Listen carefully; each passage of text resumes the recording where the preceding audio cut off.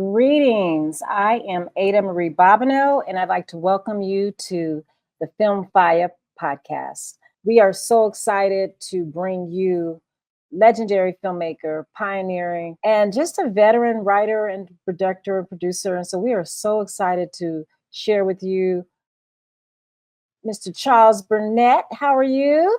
I'm good. How are you? Good. So we are so excited to welcome Charles Burnett, legendary filmmaker, writer, producer, director. I want to say like what, 10, 12 films, Charles? I haven't counted, but do you count, keep a count? How many No, I films don't. you've I done? don't. I don't. But I think the beautiful thing is that you switch between documentaries, features, short. You do it all, and that's the beauty of what you do. Tell us who influenced you or validated what you had to say was valid. Just growing up, moving from Mississippi as a baby to Los Angeles, California. Well, I think the community of other Black filmmakers made it possible for us to get some sort of vision of what we wanted to do and who we are, because it was always a struggle. We were always trying to define what is a Black film and what is needed in the community. And I was mentioning earlier that if you were growing up during that period during the civil rights movement, you were expected, particularly if you were in the arts, to say something, to um, make a change in society.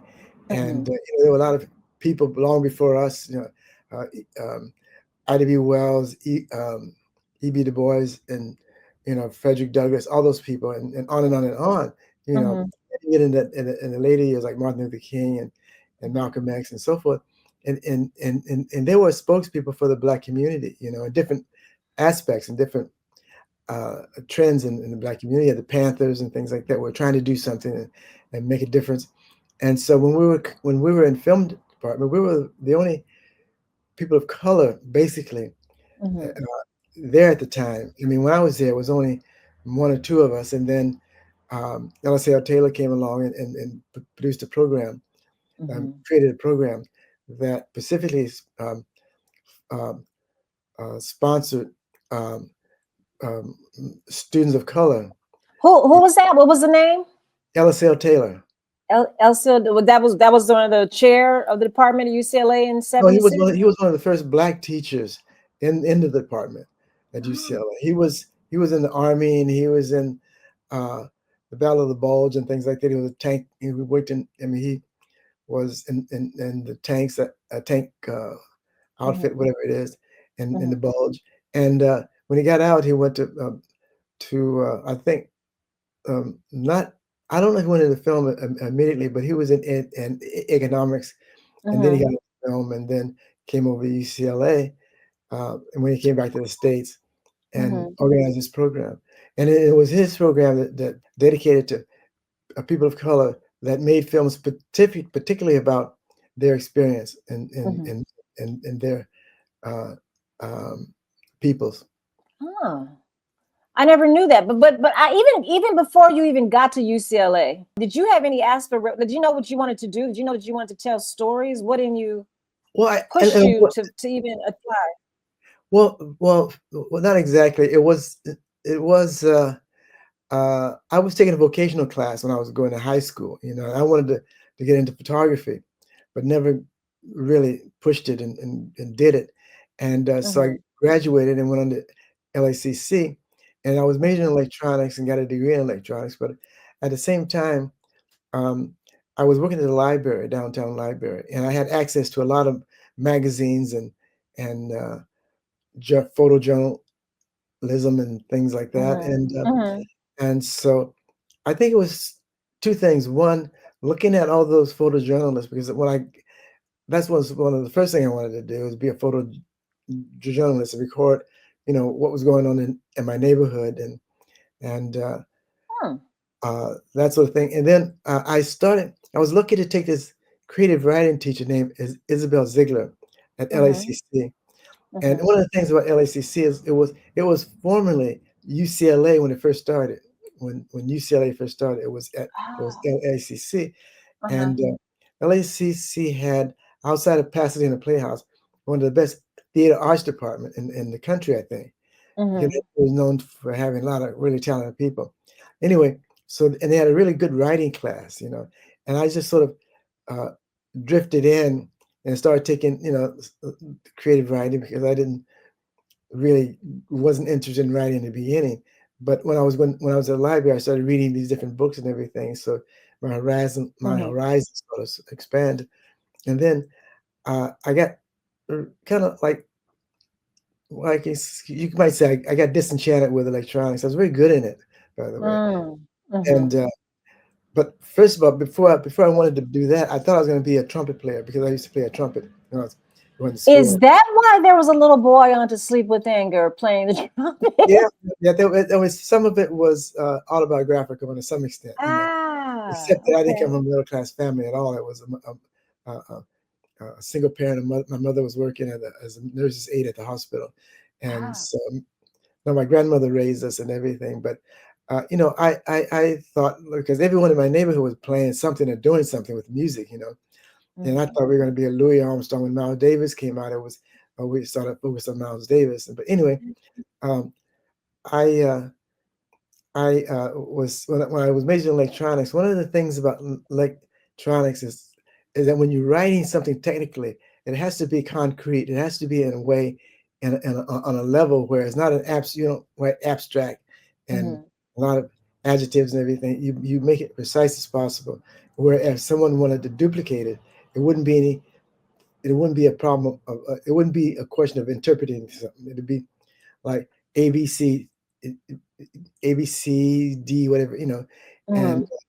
and it was that um, dry, and so when I started taking creative writing, it was a whole different atmosphere and a whole different way of expressing yourself, because in Mm-hmm. electronics you had to use less adjectives and more matter of fact wording and things like that, and so that was made it a difficult transfer because I got used to writing in one style and then um, writing in terms of film and drama in a whole different way. But anyway, I started taking this class with Miss Isabel Ziegler, who was really a great teacher, and everyone took her class for the first time, and everyone started auditing the class and auditing the class. I've audited for Wow. 2 or 3 times, and I got inspired by that because she introduced me to Mm-hmm. excuse me, she introduced me to a lot of creative writers and things like that, and so that got me interested in the creative writing, and I started going to films a lot, and then I said, oh, I can be a cinematographer, and the only school Mm-hmm. that had it was UCLA and SC that was close by, and I wanted to go to, so since USC was closer, I went to register there, but it was really expensive, like $37 unit, and so it was very expensive. Oh God, you can imagine what it is now. Oh yeah, and then, well, not only that, but I only way I could have gotten there was take out a student loan, and I thought growing up that if I if I paid cash for everything, I'd have perfect credit, right? But that's not the way it goes. You have to Mm-hmm. have shown that you had bills and you paid your bills and all that kind of stuff like that before you can even apply for credit, a loan. And Mm-hmm. so they said, "Nah, you can't. We don't know your Your credit score. yeah." And Uh-huh. so I called up UCLA, and they were like, "Yeah, come on over." And at the time, it was only like $25 a quarter. Yeah, $25 a Mm-hmm. quarter. And so when you got there, Amazing. it was like you had access to all this equipment. You had access to, I mean, it was as a student in the university, you had a lot of benefits that an ordinary person doesn't have, and Mm-hmm. so hospital care, all this kind of stuff was there. I really didn't have to have insurance, medical insurance, because Mm-hmm. I had, you know, Student anything, eye, student yeah, insurance. Yeah. all this sort of thing, and so uh, uh, that was one of the great parts about it. But also the way the teachers and the whole atmosphere in the department was that you had to help other students make films if because we depended on each other. So there was this philosophy of Mm-hmm. of of helping one another. And that means you were asked to do all sorts of things. You may want to do camera, sound, and all that sort of thing, being construction. So you had to do all those things there, because you're called upon to do those things. And anyway, so it wasn't until a few years later that uh, people of color started to come in into the university. So when you came, you said there was two people of color. I No, mean, two black folks. there was none teaching film at all. And when I first got there, Wow. and in the department there were like some TAs of color, like Bob Grant and and uh, I forget. Oh yeah, and there was Dave Garcia, and they were the only ones. The other ones were like Europeans or whatever else, And so that was teaching, but it was such where uh, it wasn't sort of a rigorous. I mean, you can talk back to the teachers. You can say that you don't understand what you're telling me and all this kind of stuff like that. I don't. You don't understand where I'm coming from, and so it wasn't. So they were like the final word. You can argue with teachers and whatever it is. So you, you didn't feel like there was this difference, and uh, so so we argued a lot, and which was really good about it. UCLA at the time, um, but So you really just kind of found your way into film from the creative writing course, and just kind of. yeah, and from that, and looking at going and working in the library downtown and the photojournalism, because I wanted to be a photojournalist at one point, and it's strange. I had a chance to be one, really. Well, just to practice it anyway, because when I was working at the library downtown, and then I became a TA, a teacher assistant, and I got a little money, and then I bought a camera for the first time, and then I said, "Oh, I got this 35 camera." So I went out, so I started shooting everything, and there was this scene where this young lady had died of an overdose. Uh, it was where I was going to shoot, will be shooting, and so and she had died in the doorway of these apartments. And so, and the police were all around and everything like that. And I got my little camera and I went out and started taking pictures, and I was all into, really rude and just taking pictures of the poor dead girl, and the police didn't do anything, just allowed me to do whatever I wanted to and everything. And so I had when I stopped to change film rolls. And so, there was this lady that was lived. I think she was related to the lady that died, the young girl that died, and she was about a half a block away, coming up to the apartment, and I was still shooting, and I had stopped to change camera rolls, and she came up to me, and she had a sort of uh, she was on crutches. She had a problem. I forget what it's called. Anyway, she came up to me, and and and and I looked at what I was doing, and she asked me, "Wow, why are you taking pictures?" And I said something very stupid. I said, "Oh, just for fun." And she said, "Even of tragedies?" And the way she said it, it wasn't like like like this showing how cruel I was and how insensitive I was, but she was at the same time concerned about how I felt, which was really really strange, and I realized how cruel I was, just saying something like, "Oh, I'm just taking pictures for fun," even of a tragedy like that.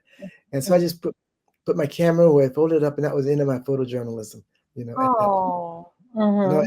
I just went back to film, drama and stuff, like something that's that's you know doesn't affect anyone as such, and um, uh, then I found out like the power of film, and what it's supposed to do, And after looking at Birth of a Nation and all those crazy films, and the Searchers and those racist films, and how it distorted uh, stories about people of color, and how it was our responsibility to uh, be honest and tell uh, stories about people that are exceptional in many ways, because we were. I mean, Ida B. Wells, I mean, she had a bounty on her for protesting lynching in the South, and Frederick Douglass and W.E.B. Du Bois, all these people there, and then Oscar Micheaux later on, who made films that were really particularly expressed the Black experience, in many ways.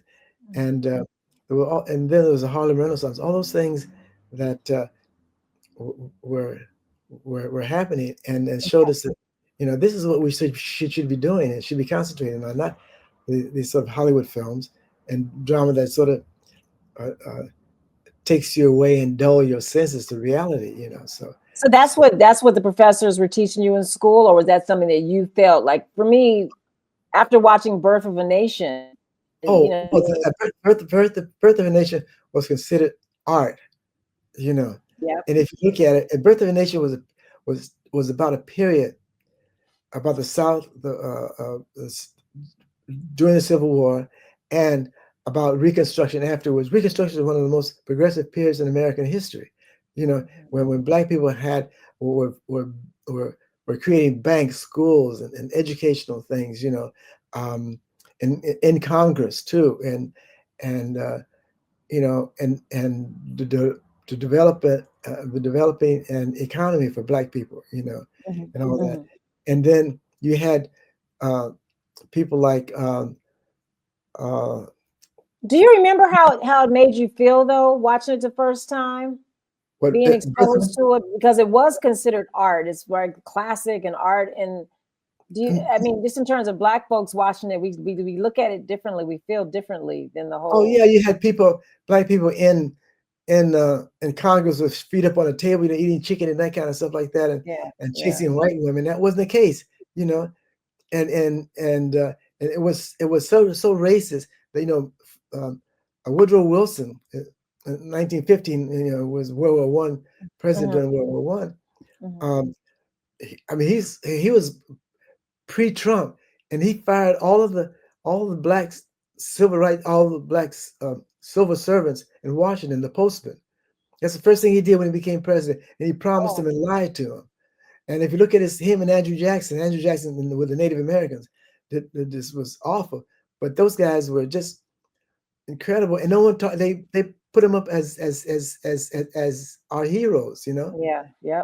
Crazy junk. And then yeah, I mean, you couldn't become more racist other than who we have in office now, as Andrew, excuse me, as Woodrow Wilson. I mean, and people need to learn about that. And Black people voted for him thinking that he was to keep his promise. And the first thing he did when he got in office was to fire, Black postmen.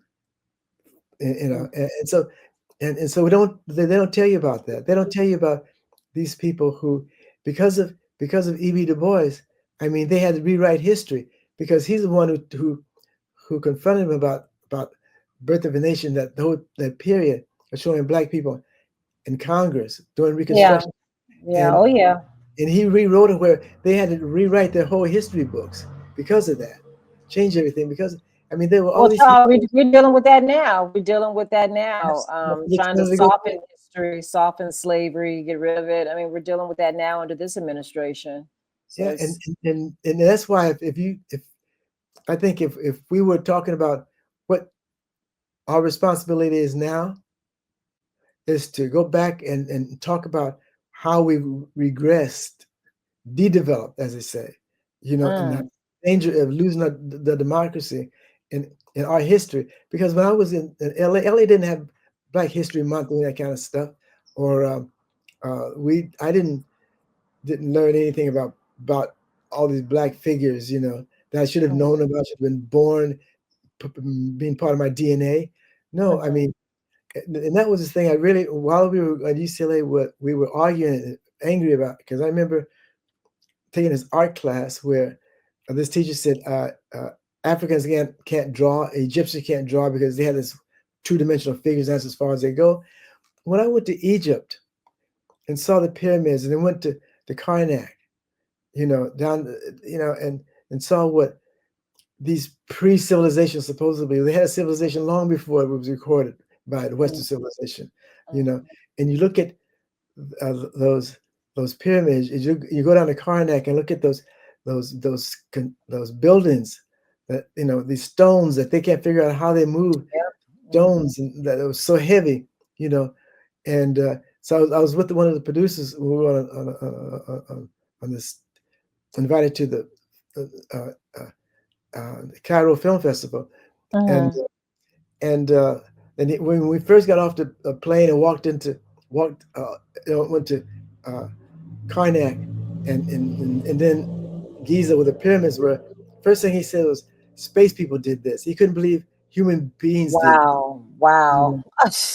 It's just, and even they discovered, as today they've discovered more, these places that exist in these prehistoric places where they have underground cities that they found. I mean, cities underground in Yep. Egypt and China and places. It's amazing, and so there's so much we have to learn, and because when I was coming up, I mean, it was like uh, like this teacher said that Egyptians can't draw and Africans can't do this and that, and you look Right. at Europeans, they stole all that stuff, you know, Yep. Picasso, you name it, all those characters, and so I had to reorient myself, and I was really upset because I figured that we were denied, you know, uh, that we were human beings who were doing all this stuff, you know, long Mhm. before even in astrology, and discovered a planet that they couldn't understand how we saw without telescopes and a satellite and all this sort of thing like that. There's all these things that they're discovering that we somehow we knew without having all these supposedly tools that they have today, that these Yeah. things existed, And so, I mean, I think kids, if they had that knowledge about their history and the Yep. people of color who created that stuff, you know, Mhm. and teaches their kids. I mean, There'll be different mindsets, different all the thinking. yeah, and then once you realize that if I mean I look at if I had that knowledge, I'm sure I'd have been a different person, and Mhm. I'm sure all these kids that went off on drugs and things and couldn't find themselves start off realize that I have examples to follow, Mhm. Mhm. And every time we built something like Black Wall Street over here in LA, what they call it, Inkwell or whatever it is, this property that Mhm. they took away from us, in many ways. Mhm. Mhm. And they said, well, you all live in the ghetto and streets and can't do this and that. Every time we do something, someone's try to undermine who we are and take away and say, well, you don't contribute Or to claim rights to it. They claim their rights to it. Yeah. and so and I think when you look at that, that's our burden is to make a difference and to bring light to the fact that we are, you know, we I mean we used to walk around and say we were kings at one time, still are, and all that kind of stuff. And so it's like it's this need to correct a lot of these discrepancies and Mhm. distortions that particularly Hollywood that And that's perpetuate. that's one of the things that film has the power to do, and that's one of the things I think that you as a filmmaker, work to do you got your phone going off. And I got it. I can turn it off. Okay, There we no go. problem. Yeah. Yeah, I mean, to challenge the myths, to rewrite your own stories, tell your own stories. Those are very prevalent things that you do in your work. Let me ask you, when you were at, because I want to come back from there, but when you were at UCLA, Yeah. and now the period is coined, 1976 period, you all were there is coined, the LA Rebellion period, UCLA Rebellion period, filmmakers. Black exploitation films were hot in Hollywood around that Yeah. time. So, as young filmmakers developing films at college, how did you feel about what you were seeing, and what did you want to do to make a difference, or what did you commit to do to make a difference? Well, I think two things. It was very distracting on one hand. One, it gave the illusion that we're making progress because we saw black people on screen, and that was a positive thing in many ways as heroes. And of course, when you look at them, they were like, like not Pimps. exactly, yeah, Superfly and things like that. But they were like still it was just seeing someone Mhm. with such a lack of our participation in this world, you know, in Los Angeles and all these other places, and just to see black people making it through this uh, uh, maze of just destruction and denial, you know, that anything was positive in a way until we got to the until you know, but there were films by Oscar Micheaux that were really talking about the black experience. People filming from the South, the writings of Paul Laurence Dunbar and how they moved to New York and things like that, and on and on, Mhm. and Mhm. and what life was like that, you know. And then um, you know, and then when we saw, like I said, when we saw films by Oscar Micheaux, where he talked about people, the issue of color, light skin and Mhm. dark skin, all this sort of thing like that. People coming from the South and living in New York and tenements, Mhm.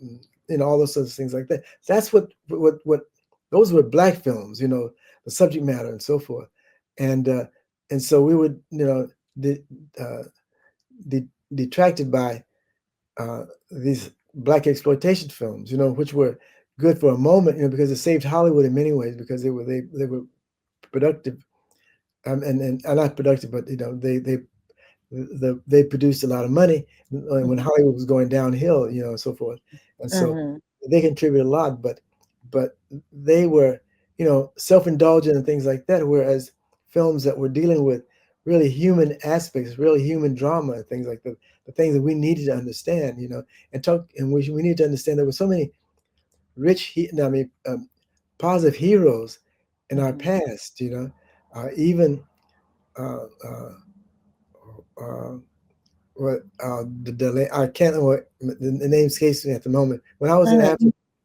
uh, uh, they were expecting um, what's the name? They were so influenced by what's the guy's name that was in New York? Which The one? Delaney. Oh, what's the name? Who was? People? Was it Peoples? No. Melvin It was Van the one talking about going back to Africa. I can't think of his name at the moment. I don't know why it escapes me. But Okay. I don't know. uh, anyway, he uh, had this whole thing of going back to Africa, and Oh, Marcus Garvey. yeah. Mhm. Okay. And when I was in Africa doing in Namibia doing a film about Namibia gaining its independence, one of the things that the Namibian uh, people who were fighting for independence they were expecting Marcus Garvey to come back and save them. You know, he was such a big image and big influence on Mhm. on the African getting their independence. You know, and there was so Mhm. many things like that that we need to understand. You know, like the Panthers also had a big um, uh, um, influence on getting independence. Um, Mhm.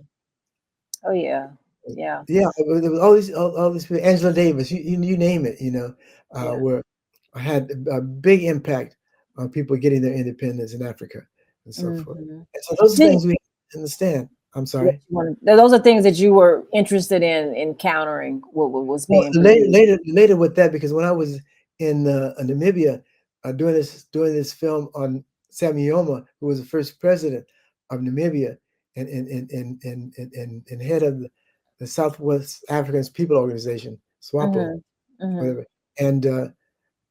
and how they were trying to unite, uh, you know, these all these African people who are fighting for independence, you know. Mhm. Mhm. Anyway, so I mean, there is a connection that we should really be aware of, you know, and make films about, you know. Mhm. Like when I was coming up, they didn't have, like I said, they didn't have films like that. You know, they had like Cowboy John Wayne and things like that, and Cowboys, yeah. and Davy Crockett, which I mean, what did Davy Crockett have to do with Davy Crockett?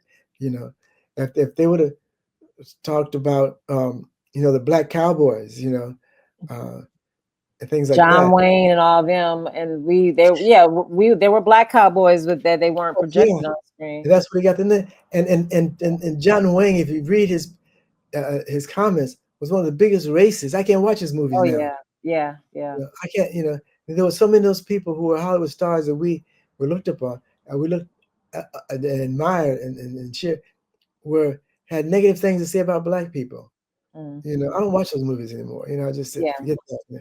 But My mother watches them on Grit yeah, TV all the time, and it's so funny. I saw a Jim Brown movie last night, a bit on a cowboy with Raquel Welch. I was like, "What?" oh yeah, yeah, And I Burt remember that one. Reynolds. I'm like, "What is this?" Interesting. But let me ask you: do you remember meeting Haile Karima? Do you remember that first chance meeting and how you all started working together? You shot Bush Mama, didn't you? Did the No, cinematography? no, I shot some the pieces of it, but no, I think Okay. Roderick Young and some other folks shot basically the Okay. whole thing. But Okay. we worked in each other's films a lot. You know, I remember Heidi. Of course, I remember. Do you I was remember meeting him though? Do you remember what that was like meeting him? Because I know he was a rambunctious filmmaker back then, I'm sure. Heidi was Heidi was the person you didn't forget when you met him. Uh, I remember he was working. I think I remember uh,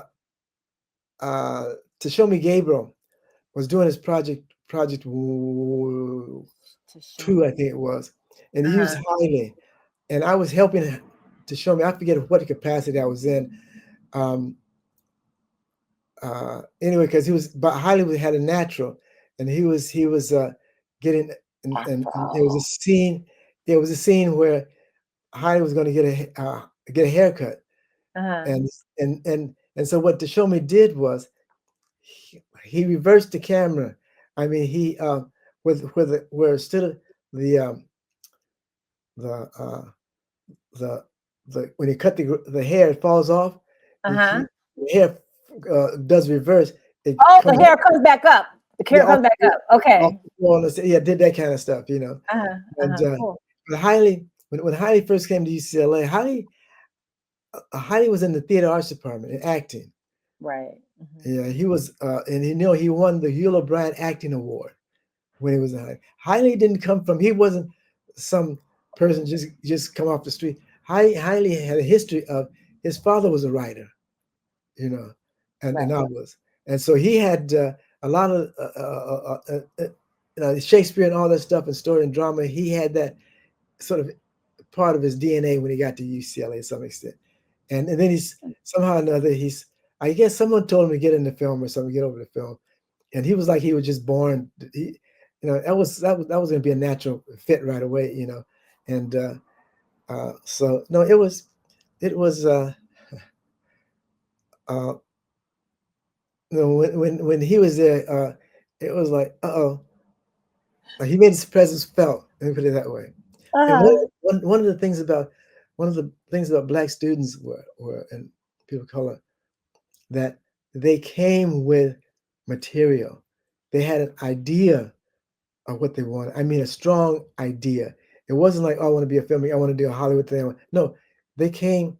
They sort of moved into what they wanted to be. I mean, uh, like Hollywood was very boisterous about things, you know, and very you know, immediately understood, you know, the human condition. Let me put it that way, particularly of black people, you know, and so um, it was like all of us, people of color, and particularly when LSL Taylor came on, that and encouraged us to make films about your people, your Mm. circumstances.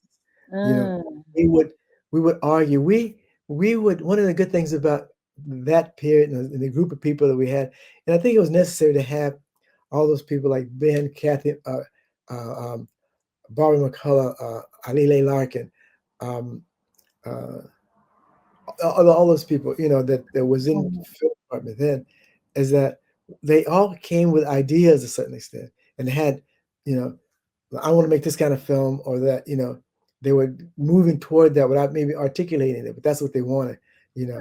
Huh. And we came and we would go, we would spend all day at UCLA and then the editing room and then go out to have dinner at some restaurant in Westwood or Mhm. nearby, you know, particularly Chinese Mhm. restaurants that would kick us out because we would Something stay there. cheap. Something cheap to Oh, eat. no, no, we were actually food was very inexpensive there all throughout, you know, Okay. particularly and all that stuff. But we would just carry on the conversation at some place. Then with student housing, we moved there. I think Bernard Nicholas had a place there. Someone, I can't remember who all, that we'd go there. But we'd go to a restaurant and with Westwood or nearby, like El Coyote, which was a famous place or something. And then it was a Mexican restaurant that we used to go to, and just debate, huh? Debate. Oh yeah, we would argue and things, and we would say, no, he doesn't make black films, whatever it is, or whatever, because he didn't have all the whatever the criteria was, being a black film, being a director, being this and that, and having subject matter and all that stuff.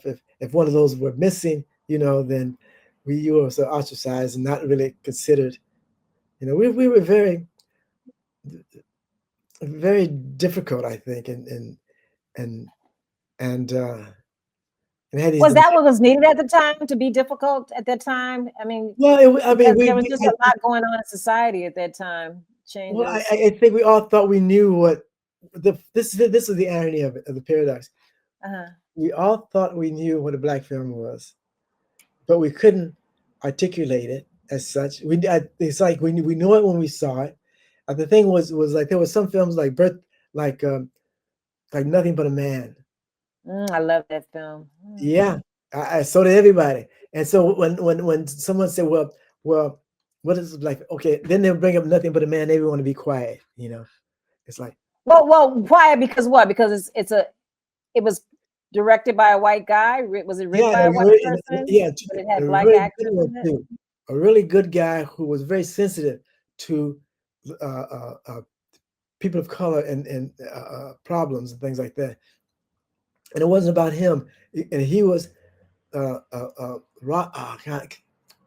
can't think of his name. I was in a director's thing with him recently. In fact, we just 2 years ago screened his film, another film that he did. Anyway. Oh wow! I don't know his name either. I got to go back and look at the credits for that. I was in class with.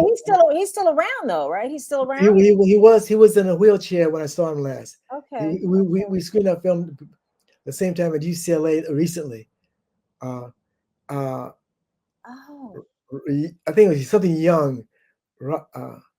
So wait a minute. So when you all saw that film, what happened? What happened to the debate about what is black film? Because we skirted around it. Around Nothing But a Man.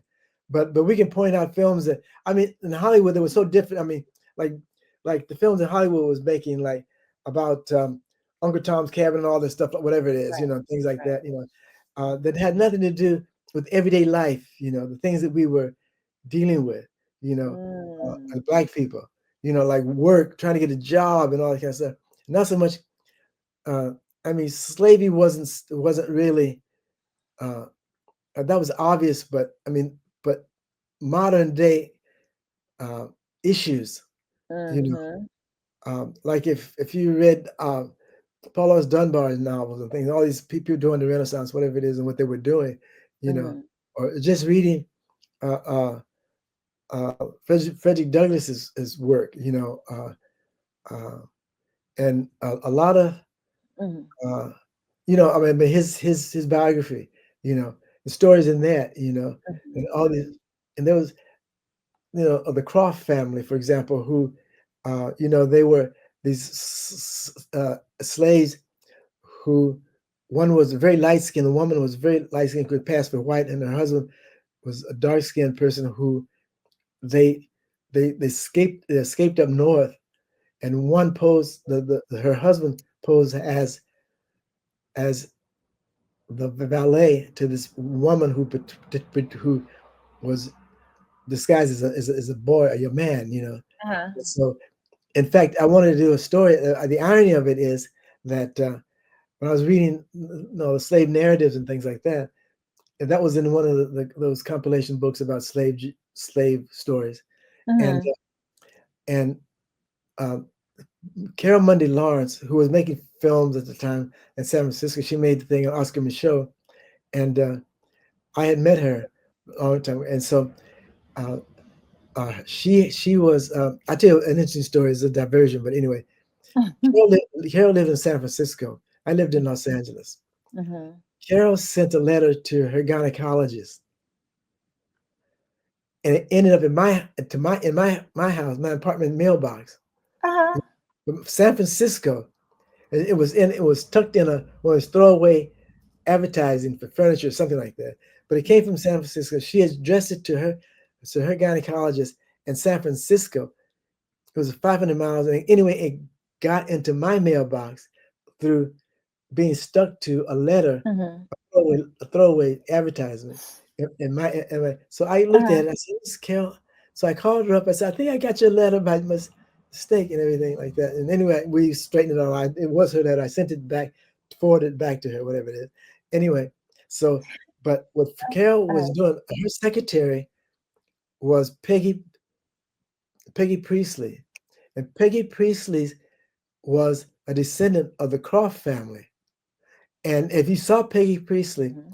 oh, she's really, uh, no, she looks white in many ways, bluish eyes and um, red hair or something like that. Anyway, and so we were talking on the phone for net because I had to talk to Carol, and so she ended up moving down to L.A. to San Pedro, and her Mhm. daughter was going to USC or something like that. And then we were talking one day, and she was telling me about her daughter. This guy had an SC teacher, or something like that, confronted her, or it was I Mhm. guess some guy who was a producer, and he was talking about that they were at a football game, and they were sitting next to each other, and and and and so this guy was talking about how the film that he wanted to make was about the Croft family, you know, and so Peggy Priest's daughter was saying, "That's my great grandmother, whatever it is, family, an uncle, And I Mhm. said, "Is Mhm. that your?" And I didn't realize that they were all connected, the Croft family. Mhm. And I tell you, I wanted to do that story because it was such an interesting story. No one really did it so far. Oh, Anyway, she was black? You said she looked white, but so she was black then. She was passing? Peggy Priestley, Yeah, I don't know Pezzy yeah, Priestley. Peggy Priestley looks white, but Okay. she's, you know, uh, um, but she's mixed. African American and Yeah, something else? yeah, Uh-huh. and Okay. so, but it shows you how strange her daughter met this guy who wanted to do a film about this this this slave on this about the slave narrative based on her Mhm. family, and when I found out then I found out, and I didn't realize until then that Peggy that coloration was a byproduct of that family history, and Mm. it was that you never know who you met, and and and what's her name? Ida B. Wells' granddaughter, Bill Grease. Mhm. Yeah, Bill Grease. I used to Uh, love his work. Mhm. yeah, well, he called me up. We were in Paris together. That's a whole long story with a whole bunch Mhm. of Kathy Collins and all these other folks. Oh, wow. It was Mhm. it was a great time. It was like it was like in the 20s and 30s when black people and the artists who went to Europe, who went to France and got validated and things like that. But we felt the same way. We were in France doing a thing, and anyway, that this person, Catherine Ruel, put together and Mhm. invited all of us there. And anyway, Larry Clark, myself, Kathy, and uh, uh, what her name is, taught at Spelman with Julie Dash. Ayoka Chinsera. Yeah. We all together. Yeah. Kathy Yeah, Collins, nice, nice. and oh god, the other lady from Boston. Uh, anyway, Claire, Andre Watkins. no, it was uh, she was a filmmaker in Boston and came and started working at with Third World News. Jackie Shearer. Okay. Okay. Anyway, so we were all in Paris together and showing our films and talking. Anyway, no, I was Bill Greaves. I was talking about Bill Greaves, how Bill Greaves asked me to do sound on his documentary that I think it was his last documentary he was going to do in LA. He said, and he gave me the address of where we were supposed to meet. for the Mhm. production. And it was Ida B. Wells's great granddaughter, who was bedridden, lived right around the corner from me. And I didn't know that history. I mean, right there was, this lady who was related to Ida B. Wells. Wow. She was lived right around the corner. I showed you how close you are without knowing, Yeah. this thing. Wow. Anyway, so that's uh, my connection with the past and everything. Yeah, that's amazing. I mean, one of the things that is so beautiful about film is it takes you places that you never thought you would go. Oh yeah, Not only can you create your world and create opportunities for people to see different parts of the world, to learn about different subject matters, to engage in different topics, but it has taken you your films and being involved as a filmmaker has taken you all around the world, which is it amazing. it does. Uh, I missed a chance of working with Haile in Ethiopia that we had an opportunity, but I was working doing something else. But one of the things Was I that the learned, last film? Was that Yidi? What film was that? The um, one he did with the I can't think of the title with the brother who went to Germany uh, and uh, was it was it come to me. okay. We can continue because I can't remember the name of One it of the either. things it does do is Hmm. doing films and helping other folks when they film. It teaches you how to listen. That it's not your film you're making, but it's their film. And so you have to come with this attitude like, well, you can't come with an attitude like, oh, I'm from LA or the States and everything, and I have all this background of making film. No, I mean, when you go, because I was arguing with this actor who we were going to do this film, this African American lady who um, she was um, she did gothic films or gothic Hmm. stories, and she's very Hmm. famous, but she died. I can't think of her name is. There's a lot of books about her. She Hmm. did. Um, and anyway, so uh, he had got the rights to these stories, and so we wanted to shoot in South Africa because it was a story about this black guy who was a former detective in the States, goes to South Africa and solves this problem that's about some crime problem. And I said to this guy, I said, yeah, you can go there, but you have to learn from the Africans there because you're like a fish out of water. You can't go Hmm. there and start saying, I know Yeah, this, I know that. exactly. You have to listen to these folks, you know, Hmm. and then together you learn from them because you're learning from what happened. And that's how you solve the. And so, um, and so he said, no. When I get off the plane, I know this and I know that, and this and that. I Uh, said, no, that's not. It is disrespectful to the people that I mean. yep.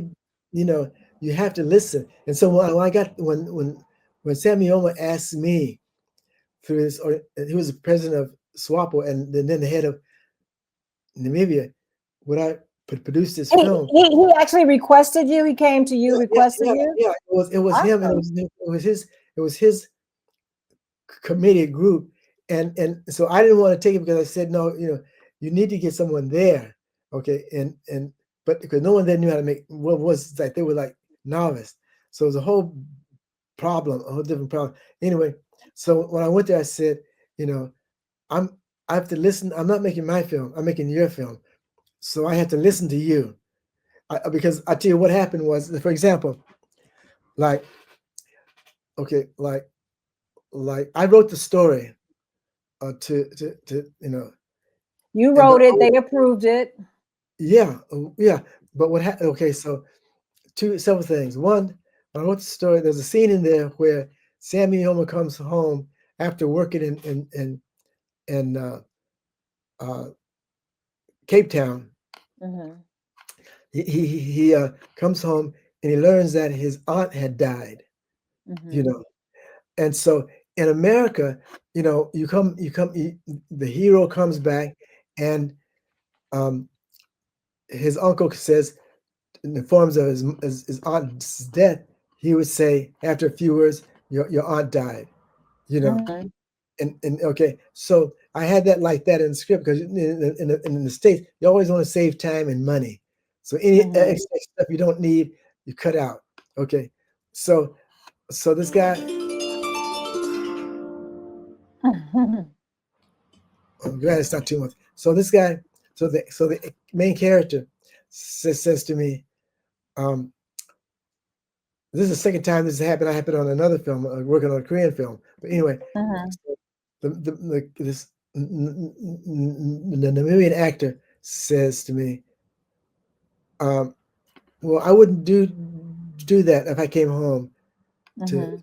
And the guy who was his uncle was they were agreeing. He said, "First, when I came home and my aunt died, my uncle would start talking about my aunt, all the good things she did in life, you know, Mhm. and so forth and so on. And they'll tell this whole narrative of her life, and then he would say, Aunt so and so died, or whatever. And it wouldn't be like he comes home as soon as he gets in the door. Oh, Aunt Betsy died. That's in America where it just cuts everything out. And no, it's just tradition. You don't do it like that. You treat the subject like Ah. you know. And so you had to put that time, Mhm. cultural respect in, you know. And so you can't just do like, I want to Like save you would time. do it. Yeah. And then when I was doing this film about these Laotians Mhm. to America to work in the meat factories, meat slaughterhouse, there was a scene where I had the family, the wife, and Mhm. this little bunk in this little trailer, and so I needed some B-roll, so I had the main character, this Laotian man, come out of the trailer and start the, like digging around in the garden, to get some B-roll. And so I was noticing he's kind of looking kind of strange, like, And so I said, "Well, is there anything wrong?" He said, first he said, "I do whatever you tell me to do." He said, "But as a man, I wouldn't do this." Hmm. I said, "You wouldn't?" He said, "No, my wife did, but I wouldn't do this." So I said, "You do what you do. Where you don't do this, do this." And so I said, "Look, I just, needed the B-roll. It has nothing to do with nothing. Just I want you to do what you do because we're trying to get a true picture of who you are as a person. So tell me, Right. what would you do, and we'll do that." And so it's not like, I don't know this guy's culture, but I was with Dasil and everything. So he was like saying, we wanted to make it real. So you listen to these people, they tell you what they would do and wouldn't do, you know. And so Mhm. and that's one of the good things about film and just listening to people, you know. Right. Right. Yeah. But even say for example, when we were in Namibia trying to show what really happened during the fighting for liberation, like a lot of Cuban women were in Namibia fighting. And Really? yes, a lot of Cuban women. And one of the Huh. things you have to do with that, a lot of the Namibian men has this chauvinistic thing where they want to, and the Koreans men the same way, where they don't want to give women their due, and so they would deny their participation in certain things, and you can't, that part you can't listen to. You say, Mhm. I have photos of women, Cuban women in the trenches here, and Wow. Quito Cuanavare, and so they were here, and they have statues of Cuban women who were shot here in Cuba. And so they were here in the war. So you can't tell me they weren't here and all this kind of stuff. Wow. So you have to be two minds about it, So you have to, first you have to do your homework, you know. Right. You have to know how much you are, when you do your homework, you can argue with people about certain things, you know. If I would have had time enough to do depth about how people treated funerals and stuff, and and maybe I would have been prepared for that, but not knowing I had to Mhm. listen to people and things like that. And the same way with and so we had to tell this chauvinistic thing about men. Women were, and even when we were in production, like a lot of the men didn't want to take orders from women in the film in production. Interesting. Uh-huh. Yeah, And man, I had to fight so many battles with these crazy people, you know.